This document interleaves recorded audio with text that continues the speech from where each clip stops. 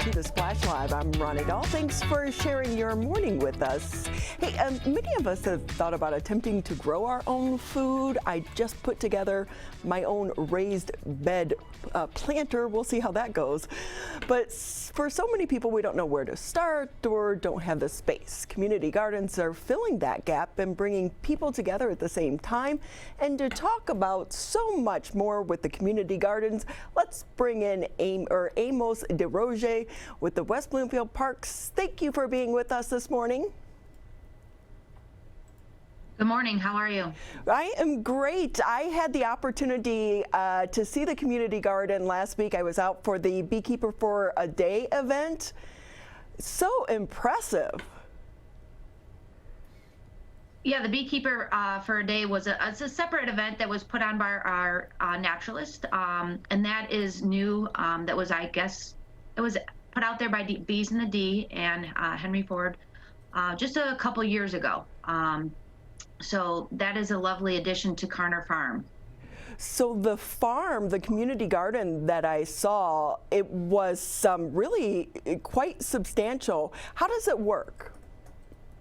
So the garden for West Bloomfield Parks is for individual families, and we do allow currently just one household per plot because we have such an extensive wait list. But what we provide is the garden area. Each family gets a plot that's about 360 square feet, and it is solely for them. So they will do all the labor and harvest, everything for themselves. We just provide a water source and the land. Two of the most important things, though, really. Absolutely, yes. How has it been going? I know that this isn't a new program, but it's become more popular. Well, yeah, so back in the day, I've only been overseeing the garden for a handful of years. And recently I did some research to find some of our archives, and I found that the garden started in 1975 on a very empty area of land that was allowed West Bloomfield Parks to use it. It was at the corner of Farmington and 15 Mile. There was no fence, there was no water. It was just an empty field. So now the garden is fully fenced in. We have a water source that's there almost every third plot. I actually just forgot what the initial question you asked me. I have all these things floating through my brain. That's okay. About the garden. So Amos, can I ask you, Yes. because I think the water source is such a big thing for so many of these community gardens. Kegel Harbor, we just started, it's very small, but I noticed that people have to bring their own water. So how does that work over at the community garden? Yeah, so, and that actually, we do have water spigots. So we have a water source, which is great. And over the last few years, we were able to actually add additional spigots. So now there is a water spigot that is only shared by like every third gardener. Do you guys have any control over what's planted, or can people plant flowers versus food? How does that work? They're pretty much open to planting whatever they like. Right now, the only rules that we have set up is that height-wise, they don't plant anything that will inhibit and like shade their partners or their neighbor's garden. So some people are planting things like corn. It's usually very rare, small amounts of corn, and usually it's in the middle of their plot. So they are trying to respect their neighbors. Lots of cornflowers, lots of annual flowers for sure. We have a lot of experienced gardeners that have been out there for more than 15 years. Oh my gosh. So I wish I knew them and I had a plot next to them, because they do have a lot of information to share. Right? Because there really is kind of a science to getting things to grow. Do you guys do anything to the soil to help whatever people are planting grow, or that's kind of up to you to figure it out? Yeah, currently the program that we offer, we rototill every season. So gardeners do use whatever they want during the season. Some have, used cardboard that does deteriorate by the spring. Some have mulch that they put down. Some do put manure towards the end of the season so that it gets rototilled in, but we don't currently add anything additional. It's just the current soil in the conditions as it is. Okay, can I ask your secret? Do you have any secrets to keep the deer away? I love them. They're cute. We have a new baby in our area, and the baby is cute, but they like to eat my hydrangeas and everything I just planted. They were just caught outside of our recreation center yesterday eating the hostas. But that is the one thing that was added to our current site is a deer fence. So a deer fence is a minimum of 8 feet, which does help keep the deer out. It doesn't often keep the tiny newborn bunnies, but it does keep the deer out. Oh my gosh, but I'm thinking about this, like for my backyard, a big fence doesn't look so pretty. That's my husband. He's like, oh, we got to put, all you did with that raised planter was build a smorgasbord for the deer. So I'm trying to figure out how to keep them out. I've done the, what is it? You hang like Lever's soap or Irish Spring soap and shavings and hair. It doesn't work. Yes. Well, besides a large fence, you can just add a very small chicken wire. A lot of people build just small chicken wire, surrounding their gardens, even if it's a small raised bed. So when we're talking about the community garden, how many plots do you have? Currently, there are 64 plots that are out there to be gardened. I understand it's pretty popular. It is very popular. Right now, COVID kind of made things a little bit slower. Before COVID, it was up to almost a 3-year wait list. Wow. At one point. Now it's about a year wait, one season, so that's not so bad. So usually if people get on the wait list, we get them in. So I would say out of the 65, each year there's about 10 to 15 spots that I fill each year. Oh my goodness. So Amos, can I ask you, because I know that some of these community gardens and urban farming has really been kind of like the it thing now, especially we're seeing a lot in the city of Detroit. But in West Bloomfield, you guys have kind of led the way on this. How much has it impacted your community? Have you found that it's brought people together? So interesting enough, I have been with West Bloomfield for 15 years, and before managing the program of the community garden, I was primarily doing customer service. So talking to all of the customers and finding out the different concerns they had about the garden. So once I took over the program, one of the things I did learn was that they felt there wasn't as much of a sense of community out there because they could go anytime and not necessarily see one another. So one of the things that we did add is a private Facebook group for the West Bloomfield Community Garden specifically, so that they can, at least amongst themselves, really form that community bond and share information with each other. A goal is maybe in the future to do more to interact with the community at large, whether that would be like a sale, if they wanted to try to set up a little garden sale. I don't know what that would look like, but right now, really we are trying to get those 65 families to really get to know each other, to bond and share their stories, share their experiences. So I have seen that grow, which is really great. I've gotten a lot of great feedback. So do you like to garden? Are you a good gardener? I have gardened during COVID when we were slow. I did take a plot out there because I couldn't fill all of the plots. So I did have that opportunity. It does take a lot of effort and a lot of time. I was successful with some very small pumpkins. But yes, it was a lot. I do garden at home. We love tomatoes, so that is our focus here at our home in Burnsville. How excited were you when you saw that pumpkin or that tomato? I was very excited. It is. Having the fruit of your labor is quite a fun experience. I had a little tomato plant last year, and I was watching, like, I had 2 little baby tomatoes, and I was watching and talking to them every day. And just when they were about ready to be picked, and not even enough for a salad, I went out and they were gone because the deer came and ate them. I was like, are you kidding me? Yeah. I love that. So any gardening tips that you can offer us? Well, do you talk honestly, to your plants? We do talk to our plants. We welcome them to our garden when we plant them, hoping that will give them a little encouragement. But honestly, it really depends on, where your garden is, how it's set up.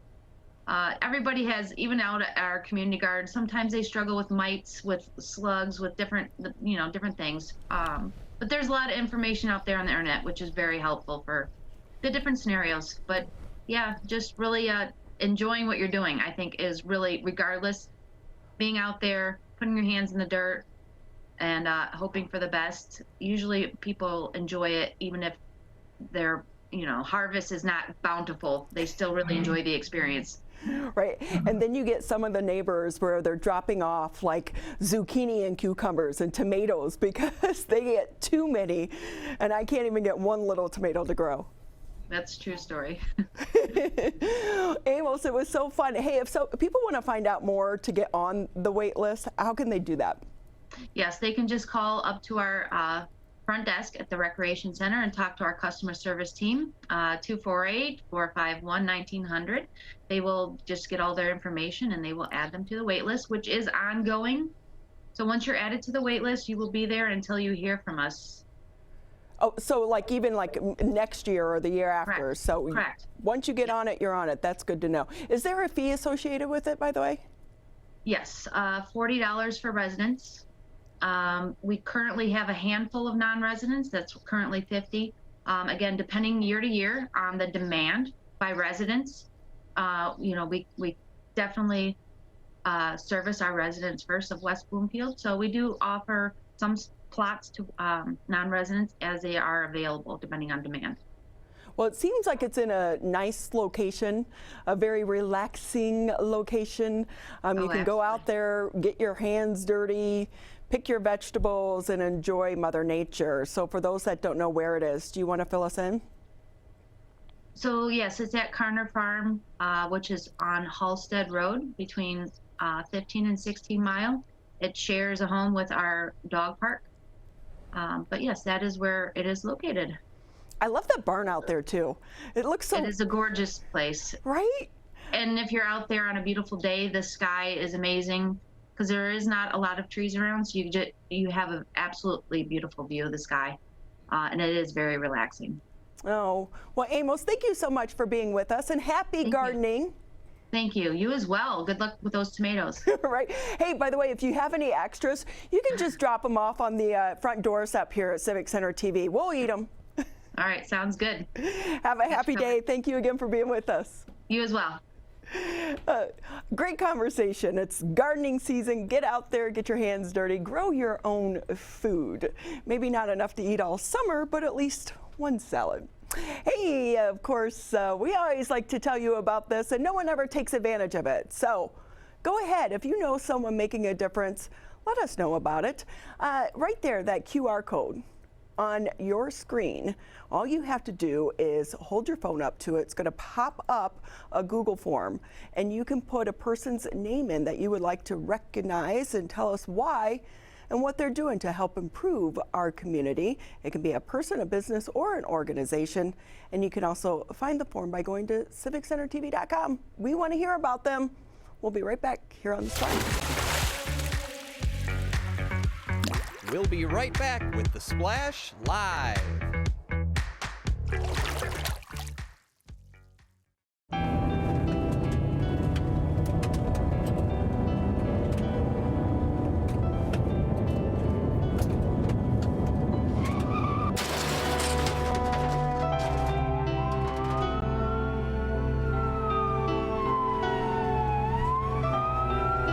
Teens a day die from texting and driving.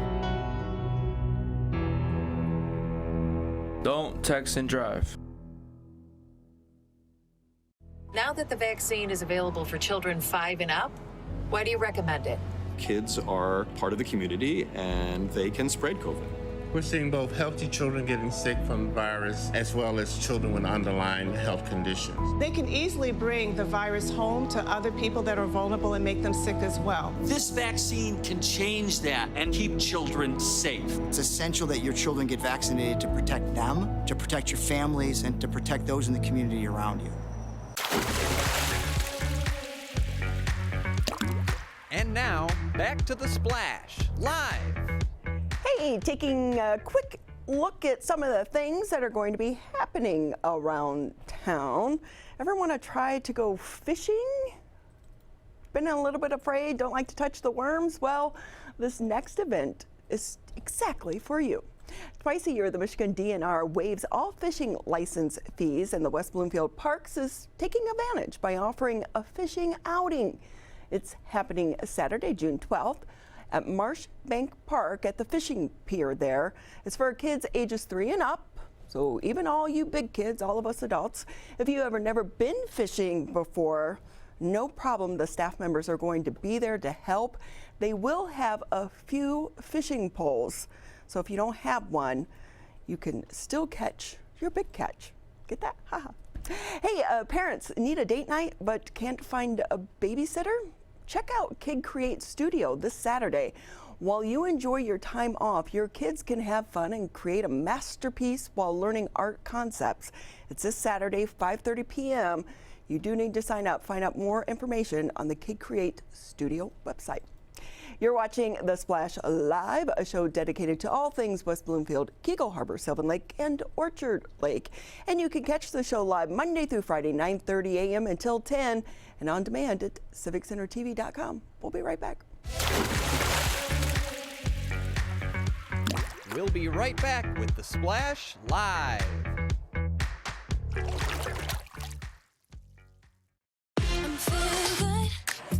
Let's savor these moments.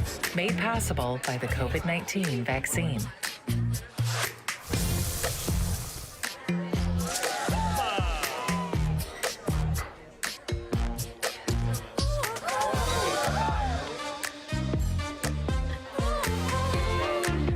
Keep the dining out going by keeping yourself protected and your COVID-19 vaccines up to date. You know, it's peaceful, it's quiet, and the noise and stress of life can sometimes disappear. It's the Great Lakes water, and so what people do ends up in our waterways. It's for our health and safety, it's for our economy, it's for protecting the environment that we all enjoy and we all need to survive. So clearing storm drains and the areas nearby of trash and leaves helps keep them for rain only. We're all about one water in this region. We're all connected. We all have a role.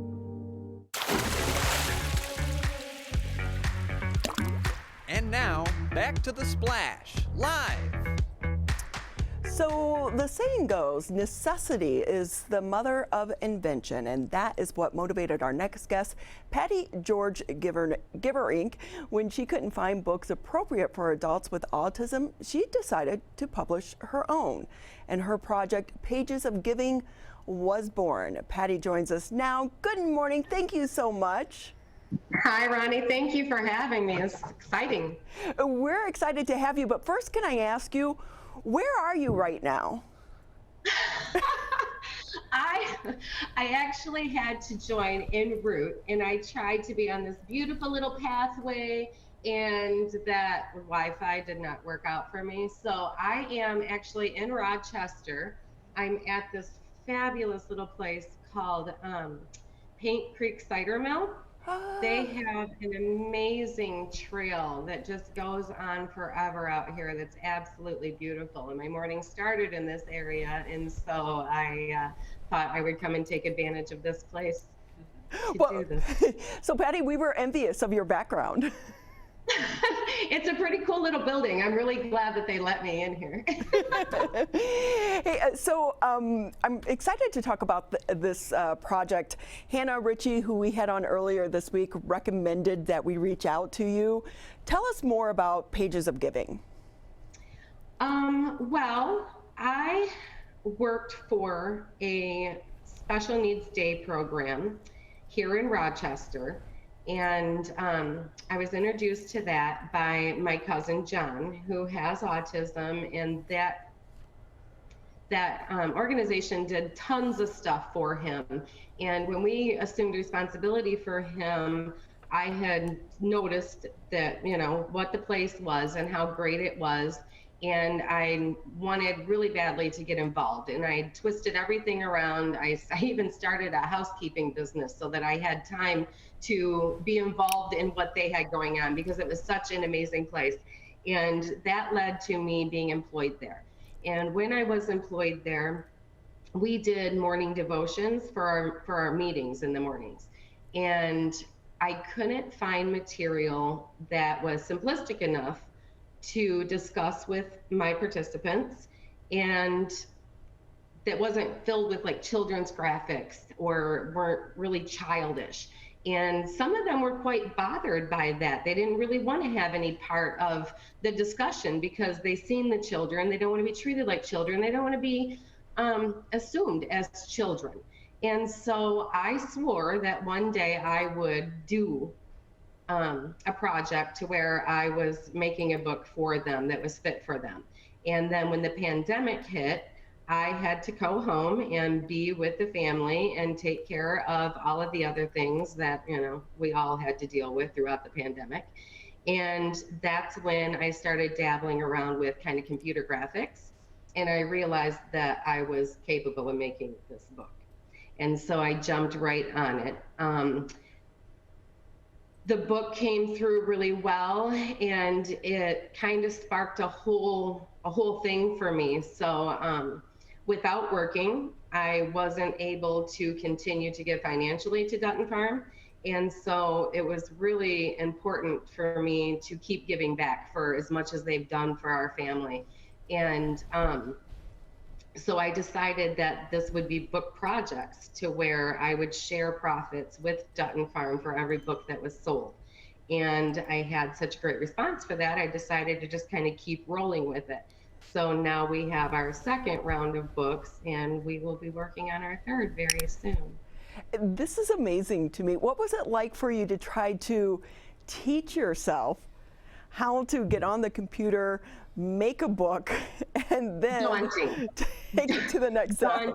I have always, I've allowed myself to feel inadequate for a lot of years because I didn't have a college education.